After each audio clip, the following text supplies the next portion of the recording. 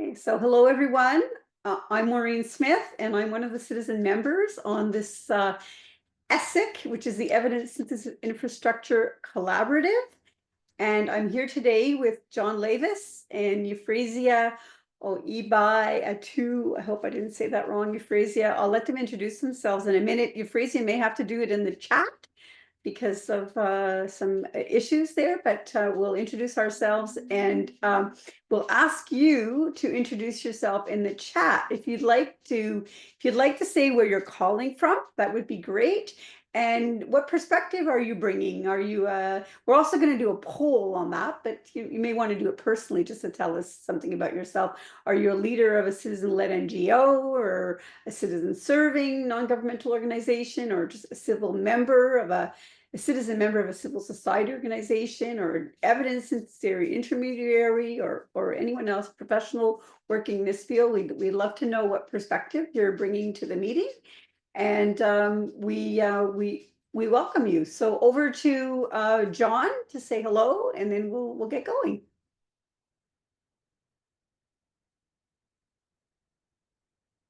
No, I'm unmuted. Sorry, John Lavis, and I am a member of the Secretariat for the Evidence Synthesis Infrastructure Collaborative Planning Process, and also an advisor to the Wellcome Trust, which is one of the funders that has already made a very significant commitment, £45 million, to support the Evidence Synthesis Infrastructure Collaborative, and it's eagerly awaiting the roadmap so that it can then retreat and work out how best to fund the type of initiatives that we're going to be talking about today. And I'm just here playing a supporting role, really. This is Maureen and Euphrasia's show. Thank you for having me. Hey, Euphrasia, did you want to put something in the chat, or are you able to unmute?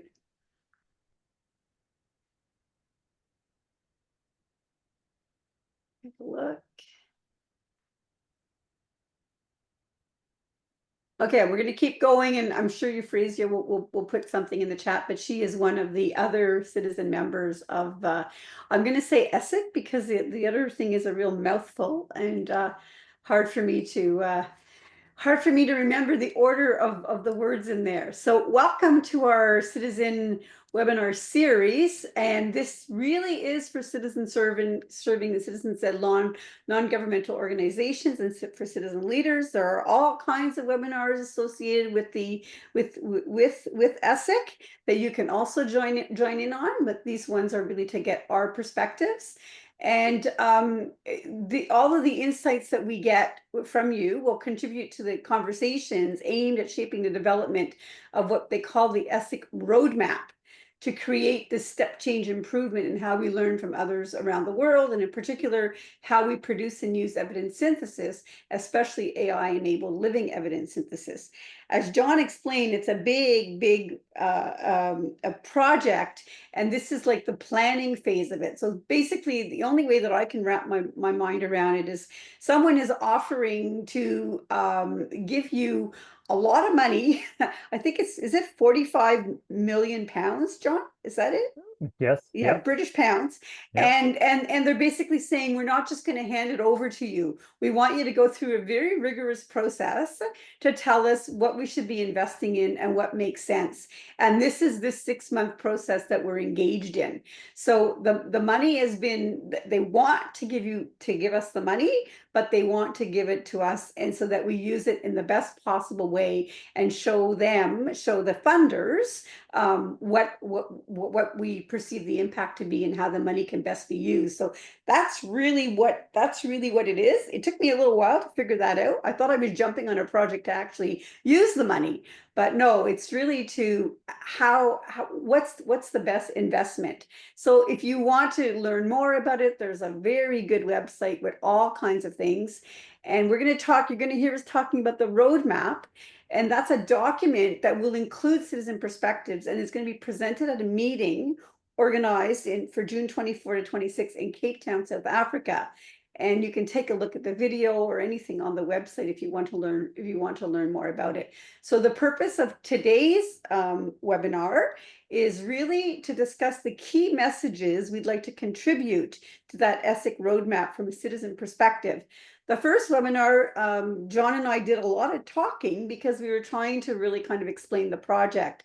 And so if you haven't seen that and you still have questions about it, you could go back and take a look at that. But today we really want to turn it over to you so that we can listen to you and bring those perspectives to that to this roadmap that is currently being written. And we'll have one other meeting after the roadmap is published to take another look at it.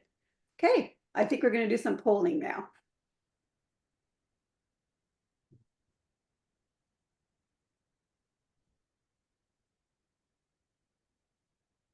Are we putting the polls up?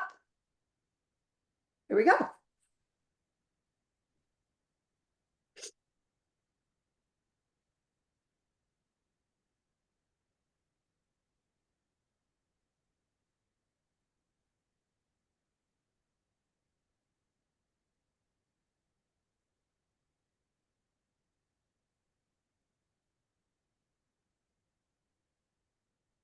Okay, that's really interesting.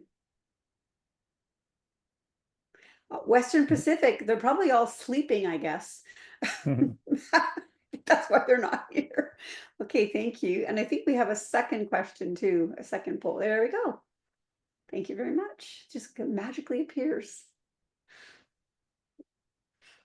And you may, Maureen, when Steve shares the second poll result, you may just want to highlight some of the things that strike you. Yes. The most common in that case, it was region. What were the two? I think it was the Americas and Europe. Is that Africa. right? Oh, Africa. Africa, I think. Wonderful. Yeah.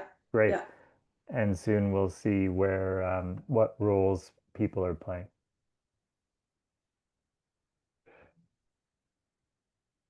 The last meeting we had a majority from Africa, and then the Americas were second, so we flipped it this time. Okay, that's great. Lots of researchers.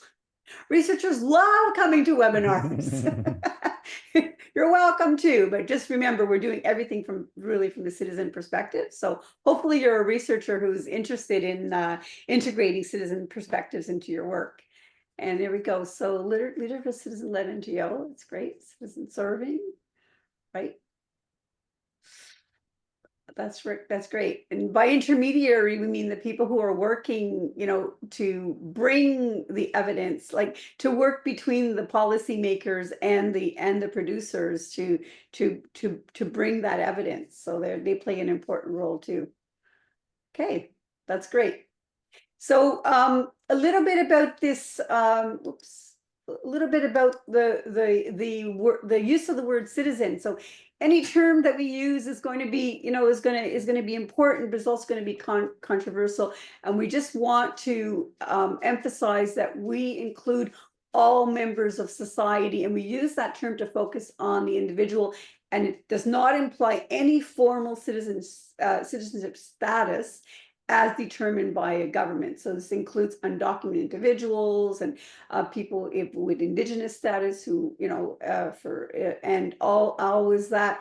And we stayed away from terms like the public because we often consider them to be a group, not individuals. So, and then we give an example of all the different words that are used also to describe. So we've landed on citizens, and it's really important that we're not excluding anyone by using that term. So thought we'd clarify that. Okay. Next slide. Oh, there we are. We're already there. So just a reminder, I think I've already said it a few times, that we're really here to listen to citizen perspectives. So all of the people who are here, who either work directly with citizens or are citizens themselves serving in the organizations, we really want to hear your input. And everyone, of course, is welcome. But where our focus is on the citizen perspectives.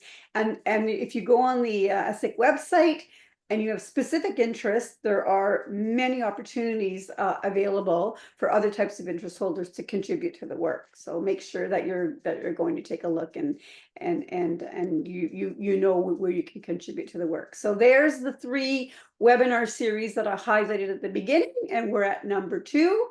And that's going to be to contribute to the ESIC roadmap. And at the 3rd one, we'll actually see the draft roadmap, And then we'll get more messages from you that we can then bring to the Cape Town meeting, where there will be a lot of discussion about that roadmap. So that's the goal of the series. If you're joining us for all three, that's great. If you're unable to, and we understand with timing, everything will always be available. We're audio recording everything, and we're sharing the slides. So please, please go and continue participating, whether you can join these sessions or not. Okay, I'm going to hand it over to John. We're going to give a little bit of background again, because we can't really get your perspectives unless we kind of set the context a little bit. So John is going to do that. Over to you, John. Great. Thanks very much, Maureen. So as Maureen has alluded to, we're in a really exciting moment of being able to shape very significant investments, some of which have already been announced, like the £45 million investment from the Wellcome Trust, others that will be announced in the coming weeks and months. So more than 30 funders from around the globe have joined a funders interest group and are keenly awaiting what comes out of this planning process, which, since its beginning in January, has been designed to be one that is equity centered. So a lot of effort went into populating the different working groups with people from across the global south as well as the global north, who brought early career perspectives, perspectives from a variety of different sectors, everything from conservation to education to health, and so on. It's very participatory, so 6 groups have been meeting on a very regular basis over these last now nearly 5 months and are now in a final sprint to their final reports. And it's meant to be very transparent. Every element of the work is being put up on the website. There are open consultation windows, and this engagement that Euphrasia and Maureen are leading is another pathway in, but one that will give particular voice to citizen leaders and people working in citizen serving and citizen-led NGOs. The major focus of ESIC is to try to harmonize efforts globally to make it easier to learn from others around the world. So this is not meant to replace the incredibly important work being done at the country and local level to bring many forms of evidence from that local jurisdiction to bear on decision making. But this is meant to say, in addition to learning from that nationally or locally generated evidence, we can also learn from other countries, particularly countries that are like us or that are dealing with similar issues to us. There will also be objectives related to reducing research waste, both in individual studies, but also in evidence synthesis. But today we're particularly focused on how do we better learn from others around the world and put those insights alongside local evidence. AI, or artificial intelligence enabled living evidence syntheses, are at the heart of the work. So partly why there's so much interest in this and why we're able to talk now about a transformation in the space are the emergence of these living evidence syntheses that are updated as the evidence evolves, as the context shifts, as our sense of what the real issue is changes over time. But also some aspects of these processes can now be supported with artificial intelligence. So not all of it, and we're only wanting AI to be incorporated as it can be shown to be done safely and responsibly. So as Maureen has alluded to, in addition to the working groups, we have now an ESIC roadmap writing team drawing on the inputs from those different groups. Different iterations of it will be available, but the draft that will inform the Cape Town meeting will be published on the 13th of June in English, hopefully by the 16th of June in 6 other languages. And then Cape Town, the consensus meeting, will give us a chance to stress test and refine that thinking. Simultaneous to all of this, simultaneous to the different groups working, the ESIC roadmap team drafting, we're also engaging with a variety of different interest holders, citizens being one of them. And this is your chance to help to shape the drafting of the roadmap. And in our next meeting, you'll have a chance to shape the first fully published draft of it. Citizen partners are already involved. You've met Maureen. You've met Euphrasia, there are others, and they're a critical part of ESIC. But what we're trying to do in these webinars are connect with people that are embedded in citizen engaged networks around the globe to make sure your voices are captured in this work. So Maureen, I think that's it, unless you want to add anything. Oh, you're on mute, Maureen. Okay, I think that's great. Before we start asking for their perspectives, we'll stop and ask for if there are any questions about clarification before we get into opening it up for the conversation. But so far, so this has been going on since January, and we have whoops.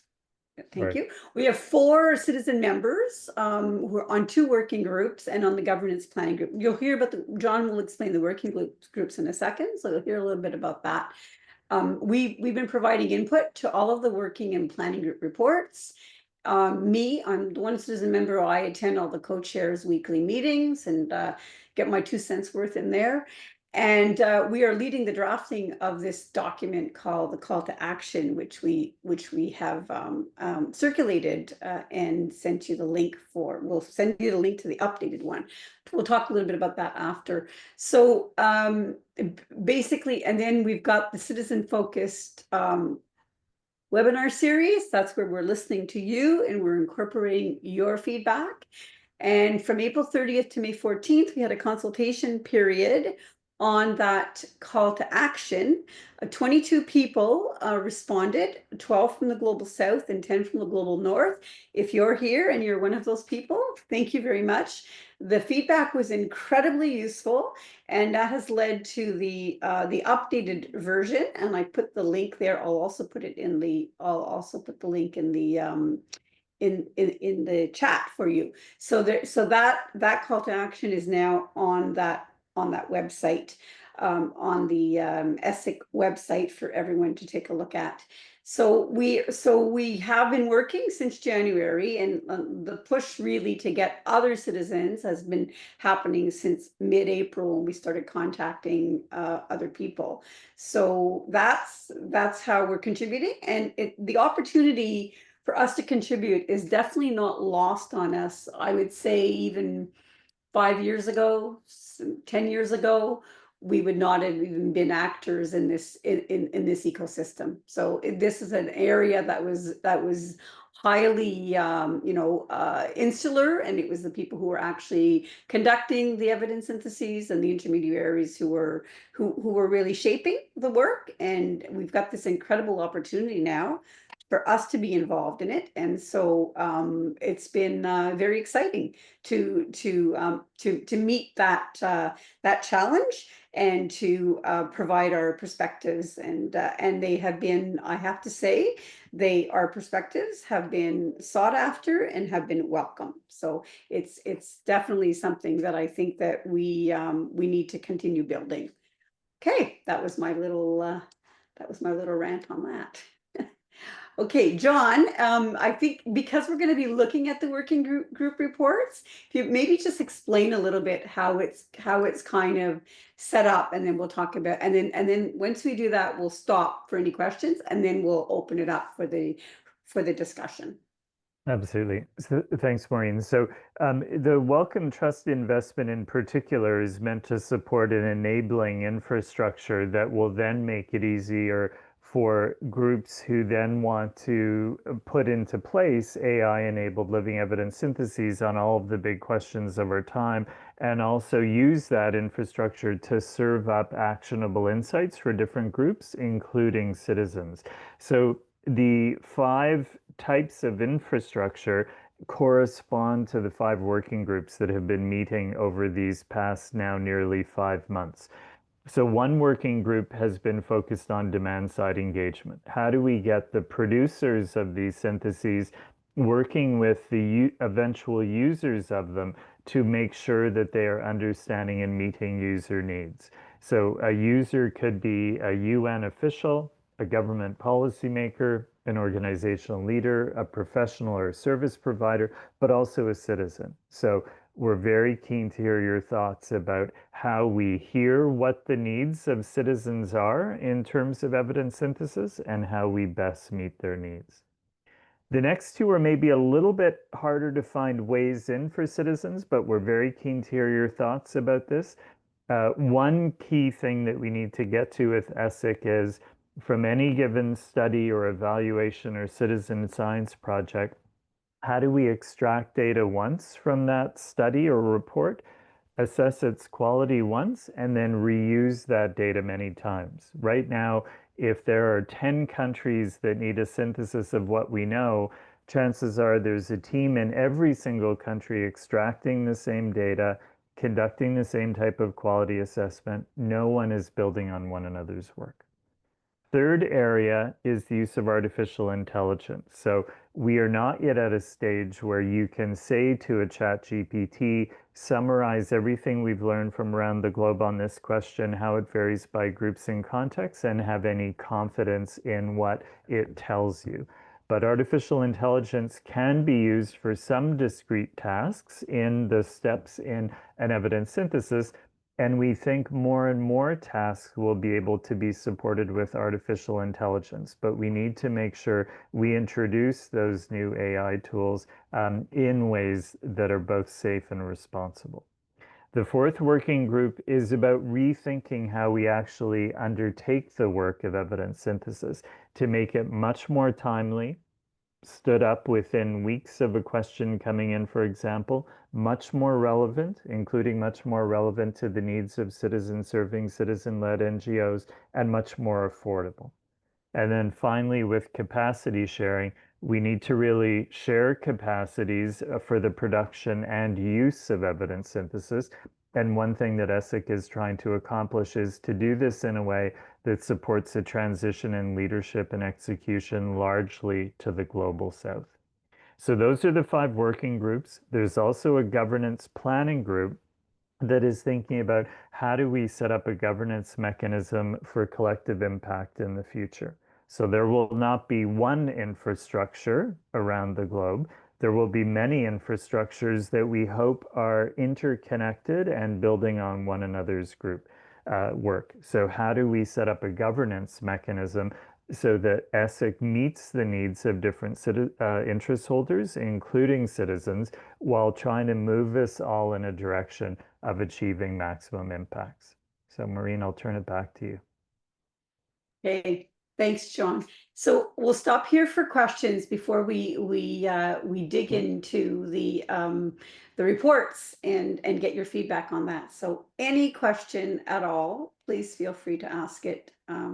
We understand the complexity of the project and how there's so many moving parts here. So welcome any questions. Either unmute and just go ahead and ask, or put it in the chat, and we'll do our best to answer the questions.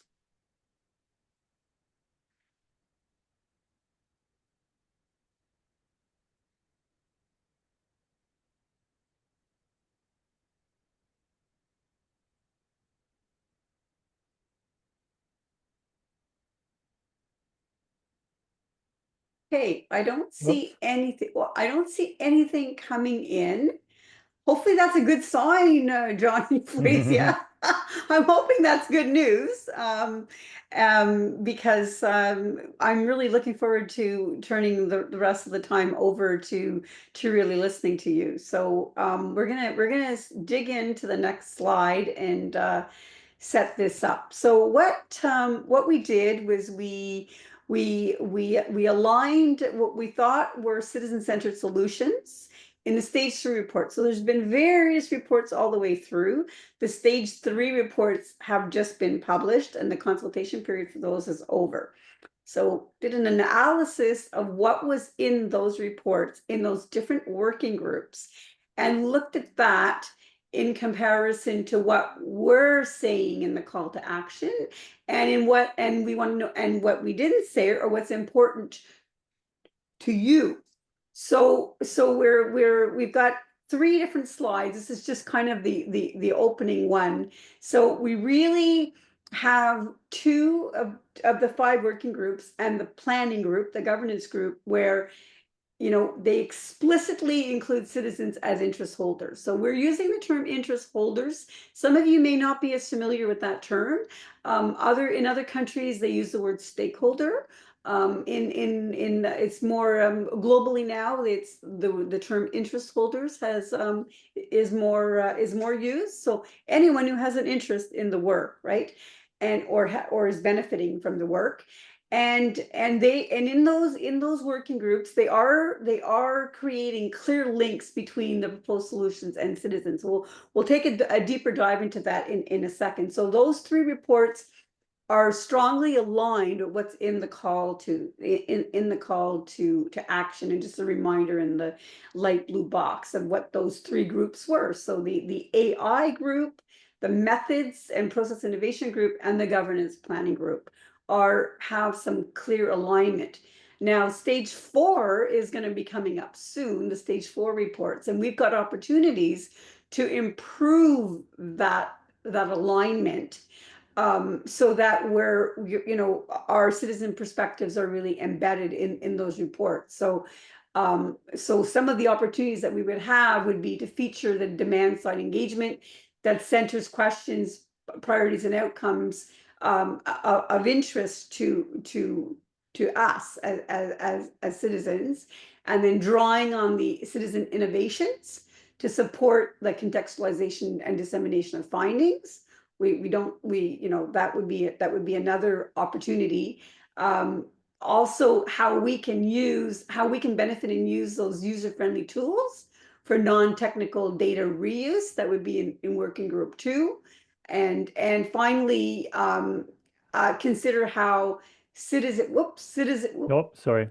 It's okay. Sorry.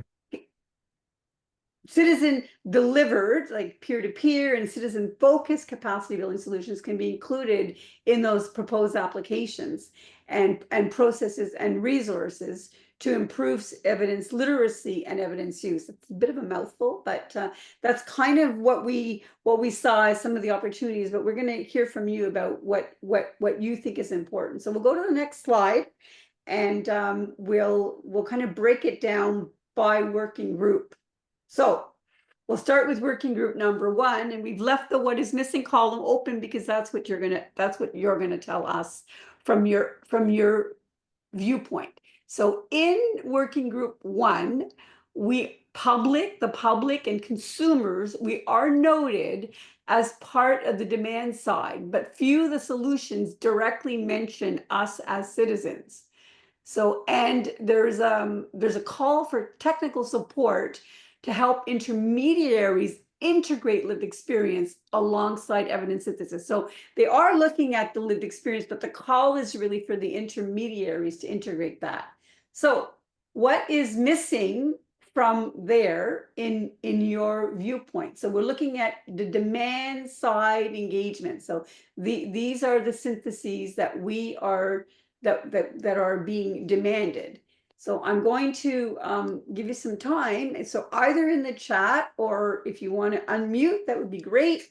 And tell us what you think is missing from that specific area of the report. And don't worry, if you say something that really fits into another working group, we'll just move it around later. It's hard to figure out. There's a lot of overlap in the working group. So we do the same thing. We see a lot of overlap. So if you say something and it's not particularly working group 1, we'll just move it into another column. So don't worry about understanding, the actual details of what that working group looks at. But when you think of demand side engagement, this is what is in the report. And what would you say is missing from that?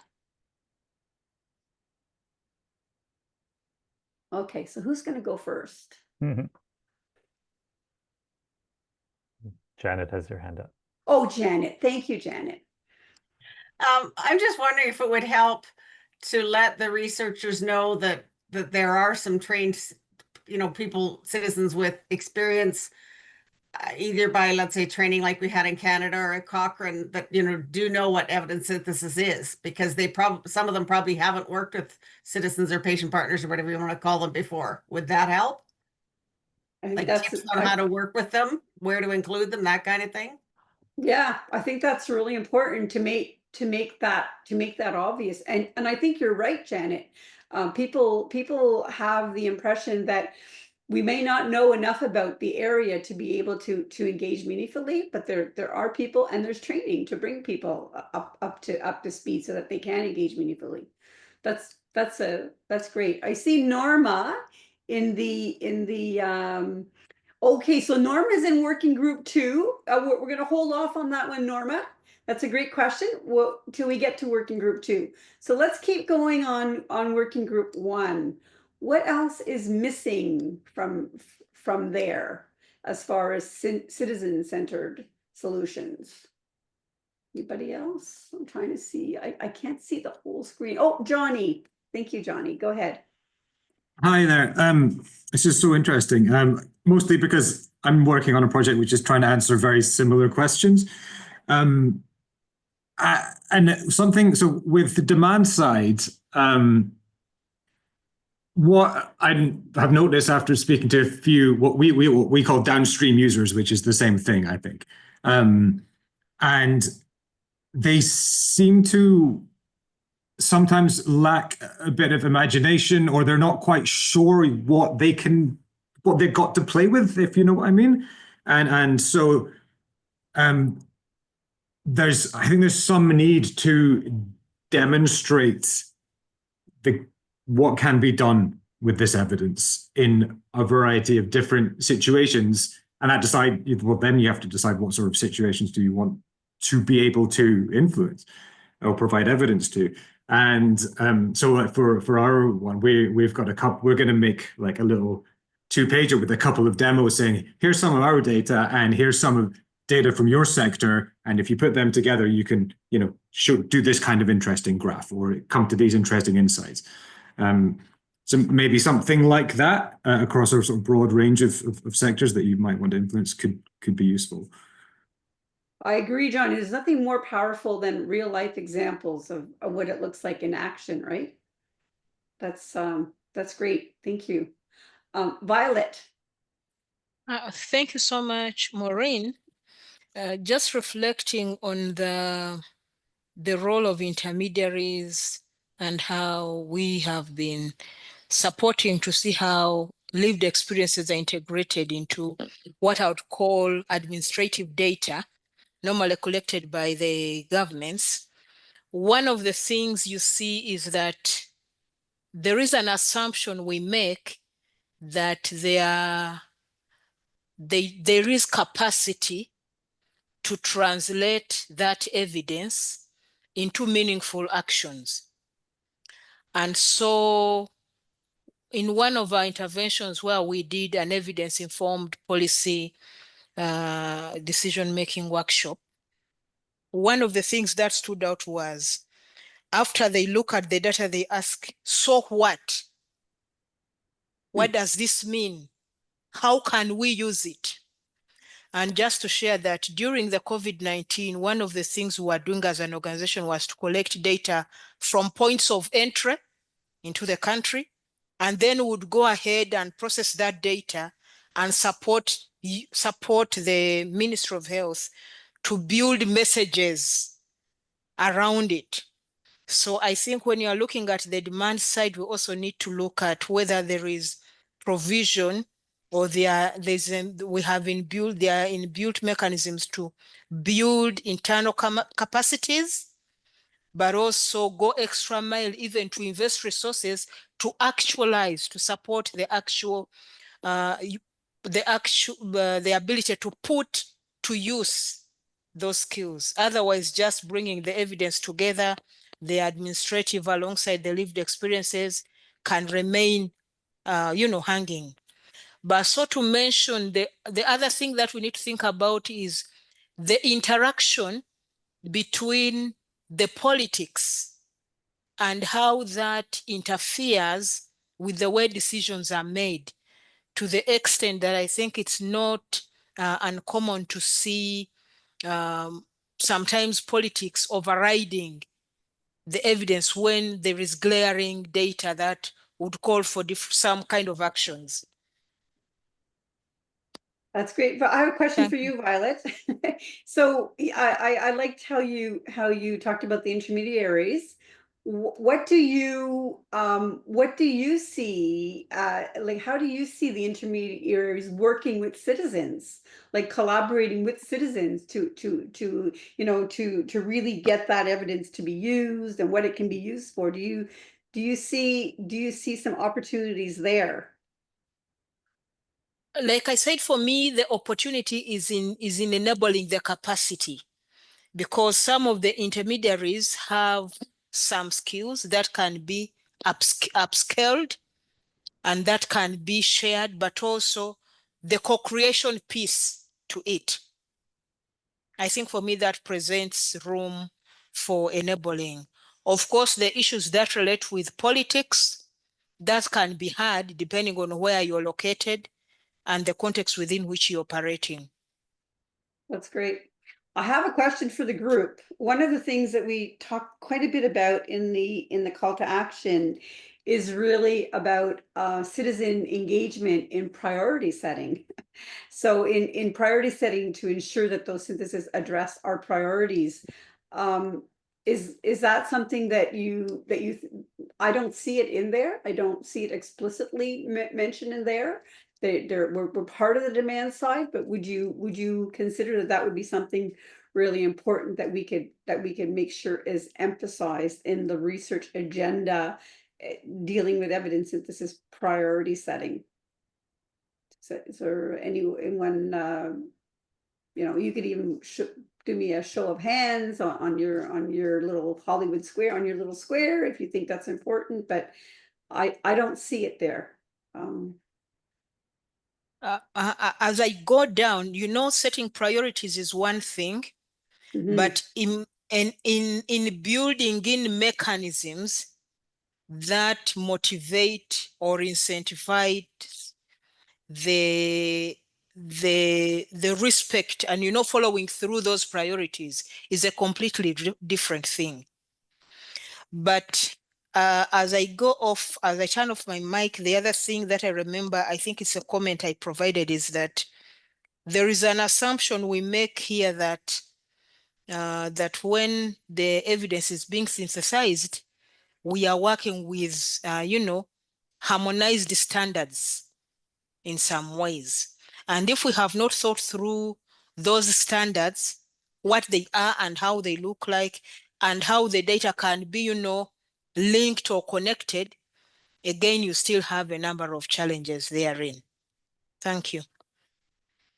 Okay, that's great. A lot is coming in the chat, which is great, and we'll be saving the chat, so we'll be taking another look at that. A lot of it, from what I can see, is going to go to the working group 4 discussion, which is on the next page, which is about the working group 5 about the capacity sharing. So I'm going to come back to them when we get there, if that's okay, because I see a lot coming in for really about capacity and building capacity and the sharing of it. So I'm going to, if that's okay, I'm going to skip over them for now, but I'm going to go back to them when we get to the capacity sharing, and we're going to move on to working group 2, which is the data sharing and reusing. So in this one, we don't have any explicit mention of citizens, but they note the need for user-friendly tools for non-technical data reuse and crowdsource quality assurance and evidence synthesis inputs and outputs, which could involve citizens. So some people have made some comments in the chat that are kind of alluding to that. Does anyone have an opinion on how we could, include that, and never mind that could involve citizens, but how would we involve citizens in that? So any opinions on the data sharing and reusing that you would like us to bring forward?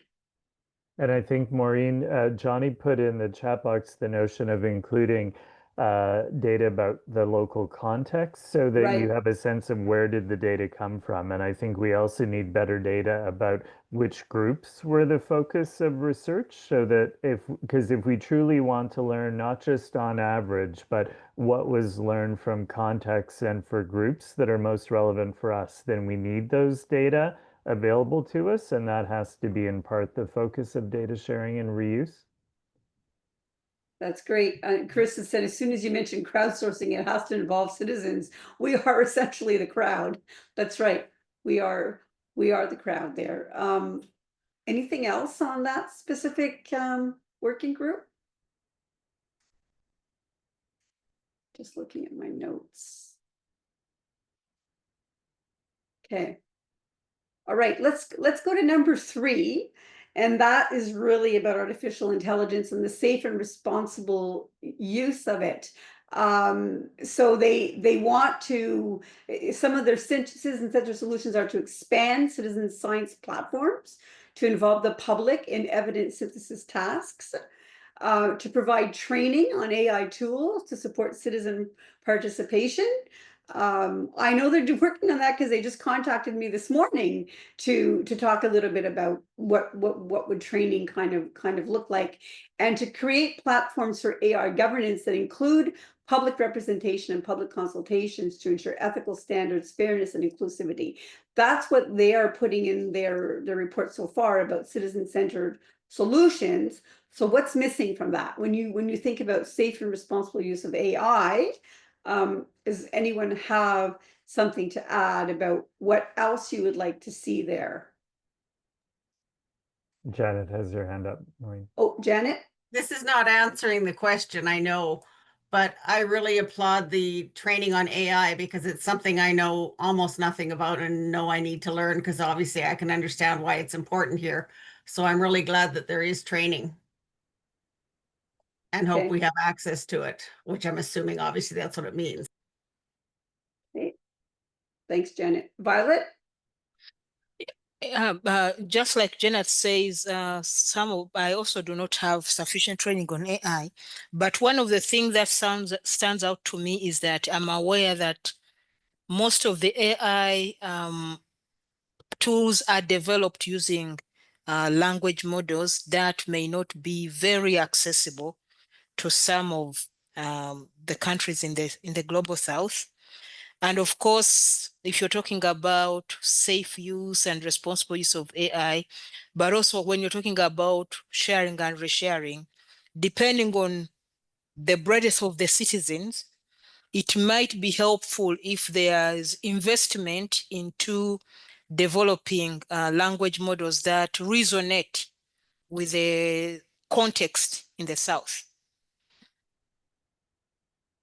so that the data becomes more usable, more accessible, and is relatable. Those are excellent points, Violet. Very, very important.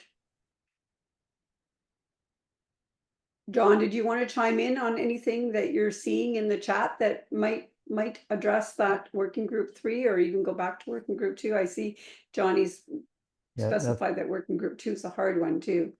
Yeah, nothing else Johnny? for me, but Johnny has his hand up. Yeah. Okay, Johnny, go ahead. Thanks. This is on working group 3 now. Yeah, I mean, is there a way to get, actual people who were involved in the creation of evidence to review how the evidence they were involved in creating has been synthesized to make sure it's accurate? Sort of, you potentially have a lot of money to play with here, so you can probably spend that laborious task of doing that. It could be really, really worthwhile. That and benchmarking against other kind of older fashioned text analysis, computer text analysis, natural language processing type stuff. I don't know how well that's been done. I think language models are moving too quickly for that at the moment, but it would be, I think, doing some really serious benchmarking comparisons between those 3 aspects would be really valuable just in general. That's really interesting, Johnny. So like, you know, don't just adopt the new technologies, but maybe really look at them and see, are they really, are they really much better? And are they, you know, are they doing a better job, and not just jump in and say, this is the newest trend, we're gonna jump in. And I think, That's a Maureen, really good point. you know, in part what Johnny's getting at, like if you have citizen scientists who are you know collecting data, bringing new insights to bear, could they look at the syntheses that included their science and reflect on whether they think the synthesis did a good job of honoring their contributions? And then we can have a cycle back to primary research about, you know, here are ways to be reporting on what you did to improve the quality of how it gets incorporated in synthesis, but also feedback loops to synthesizers about how to do better justice to the types of insights that citizen scientists and others are bringing. Yeah, that's great. John, Norma's got some really good questions in there about, she's asking what kind of data is in working group 2. And I wonder if you're able to answer those I think at that, the, yep, I think that Norma, you know, the one really critical type of data is the data contained in the individual studies. So that's more straightforward with some forms of research, like what was the effect size? How big was the improvement? Were people 2 times better off? But it can also include qualitative insights. What themes emerged from users of a service about things they liked about the service and things they thought need to be improved? So both quantitative and qualitative data can be extracted from single studies and then included in an evidence synthesis. But often many groups around the world are looking at the exact same studies. So let's extract the data once and then reuse it many times. Then another type of data that is a big focus of this group are the assessments of the quality of the data. So I think Chris and a few other people said it would be good to have standards for evidence, and there are standards for all the different types of evidence. So our standards for qualitative research are different than our standards for evaluations, for example.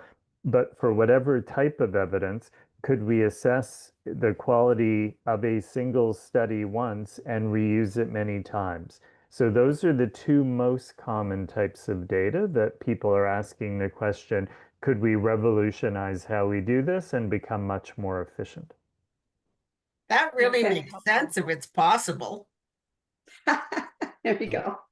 Johnny, did you want to ask one last question before no, okay, I'm gonna move ahead to the next slide and get to the other 2 working groups and the planning group. So working group 4's report really aligns very, very well with the call to action. So they're calling on a global panel of citizen partners to operationalize the call to action. They're looking at advocacy campaigns with funders for mandatory inclusion of citizen engagement in evidence synthesis. They're looking at existing guidance for co-production of evidence synthesis and development of a co-production starter kit for evidence synthesis. They're looking at methods that would include, you know, patient and public involvement facilitators, supporting quality assurance of engagement in methods. So if you're going to bring those people in, is it tokenistic, or are you doing, you know, really good engagement through monitoring and evaluation and common terminology, etc. And they're looking to develop and maintain a repository of evidence from citizens. Yahoo! That's really, really nice to see so many items in here. So, you know, this is the one that kind of focuses on the co-production piece. So when you look at that, anything else in there? Do you see something that's important that's missing that would be a citizen-centered solution?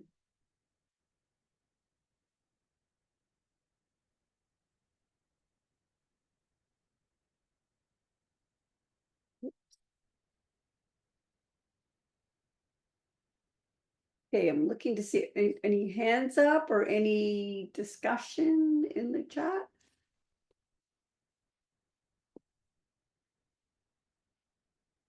Luba. Thanks, Maureen. I think one of the challenges I think about is sustainability. So in terms of, if there's kind of a special focus on a project, there might be a lot of initiatives to support folks, like especially with the support piece to kind of provide the training, to provide some evaluation, things like that. But then oftentimes those programs are kind of time limited and organizations don't necessarily sort of integrate those things. So, if organizations might like lose a certain grant or certain funding, then they don't necessarily have the capacity to keep doing that work. So I think one of the things that I notice is that we are really striving to do a very good job, but we're not always necessarily thinking about what is the best way we can do this in a way that's sustainable for the organizations to keep doing themselves. Excellent point. Yes. Sustainability is very important. I'm interested in hearing from some people from the global south about their take on some of this, where maybe in some areas or also people from the non-health field, where in health we've got some co-production happening. If you're working on other issues or you're from the global south, any feedback on what's in that report? How do you see it? Clotilda. Oh, did you want to comment, Clotilda?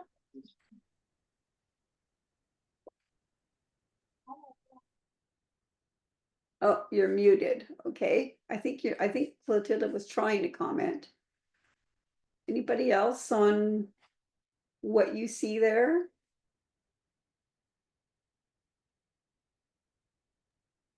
Hello, everyone. Yes, go ahead. Yeah, good afternoon. I'm sorry I actually joined late, but when I looked through the report, one thing that I only wanted to highlight is the kind of profound need in evidence building that have to do with peace building. I know here in the Global South, I'm from Cameroon, and for the past 8 years, we've been doing a lot of work on peace building, and but there is little or no what can I say, data that can be used to say what has been happening, the various strategies that are being used, whether they are working or not. So if you saw in the chat, I came in, like when I read through all the books, I was trying to see in each of the books whether there was something that was be able to promote citizens' use or provision of data in the area of peace building. And we realize that many peace builders, many people, especially many women who are grappling with peace building, little or no evidence in terms of data and in relation to the various strategies that are using in order to improve on this. So my worry has been, or my wish, or my call will be a real integration of this work into peace building. John, would you like to comment on that? Well, I think, it's really important to hear that about which sectors are particularly in need of support to be more engaged in synthesizing what we've learned and how the findings vary by groups and contexts. So ESIC is meant to serve all sectors, and although we worked very, very hard to make sure the different working groups had people from multiple sectors, there are more health people than there are from any one other sector. So to hear you say, Clotilda, that peace building is an area in particular that needs the support to take a step forward in how it learns from others around the globe, I think is really important. So if others have thoughts about sectors that you think are in most significant need, that would be helpful to know as well.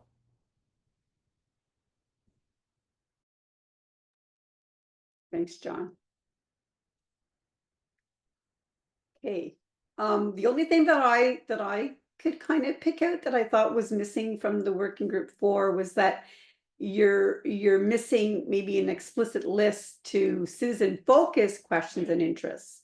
So not just getting us involved in actually co-producing and working on and those methods, but also that getting us involved in making sure that that some of them are citizen-led and that they are based on the things that are important to us. So that was the only piece in there. I'm going to move on to number 5 because we're running out of time. My goodness, like such a rich discussion.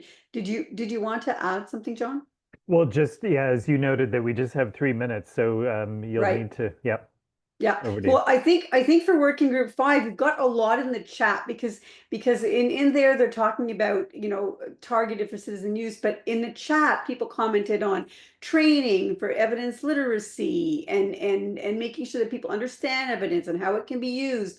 All of those chat comments, we're going to move into that section.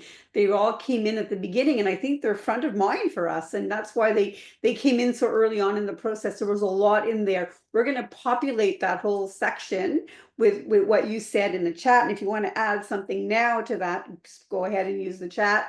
And I'm going to give you my email address for after the meeting, and if you think of something after, I should have said that, or I'm thinking about that, there's no time limit on when you, with the time limit of would be the 19th of June when you can contact me, because we're looking forward to hearing more from you. This is really, it's really a starter to get you thinking about it. And in the governance group, just to finish with that one, I'm in that group, so we're talking about involvement of citizens, civil society, all through the governance process, and that we should be part of that ecosystem. So I don't think we need to worry too much about that one, because there's a very loud voice there, who's and they've absolutely in their reports are saying that we should be part of the governance. So I'll stop with that, and we'll go to the next steps, which are really quite important.